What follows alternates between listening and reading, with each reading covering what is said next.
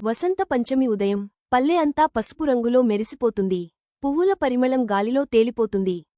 అదే పల్లెలో చిన్న గుడిసెలో చింటూ కిటికీ దగ్గర కూర్చుని ఒక్కటే కోరికతో దేవుడిని తలుచుకుంటాడు.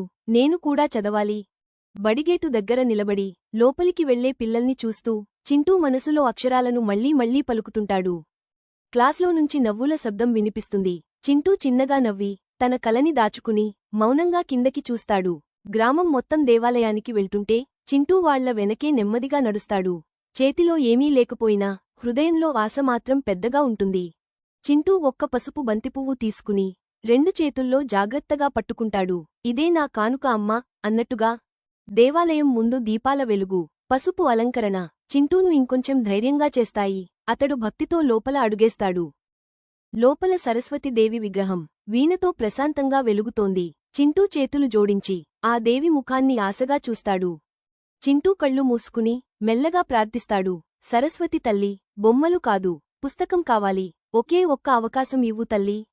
ఆ మాటలు విన్న పంతులమ్మ ఆగిపోతుంది. చింటూ ప్రార్థనలో ఉన్న నిజం ఆమె హృదయాన్ని తాకేస్తుంది. పంతులమ్మ నెమ్మదిగా చింటూ దగ్గరకు వచ్చి అతని పక్కనే కూర్చుంటుంది. ఆ చూపులో కోపం లేదు, కేవలం కరోనా మాత్రమే. చింటూ, నువ్వు నిజంగా చదవాలనుకుంటున్నావా? చింటూ ఒక్కసారిగా కళ్ళు తెరిచి ఆశతో తల ఊపుతాడు. అవును పంతులమ్మ. పంతులమ్మ చింటూ చేతిలో పుస్తకం, పెన్సిల్ పెట్టింది. చింటూ చేతులు వణికిపోతాయి. కళ్లలో ఆనందం నీళ్లలా కారిపోతుంది. రేపటినుంచి బడికిరా అని పంతులమ్మ నవ్వుతుంది. చింటూ పుస్తకం గుండెలకు హత్తుకుని నవ్వుతాడు. ఆ నవ్వులో కొత్త జీవితం ఉంది.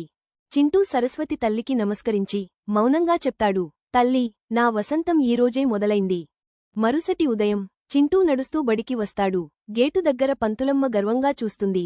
ఈసారి చింటూ కల కాదు, నిజం.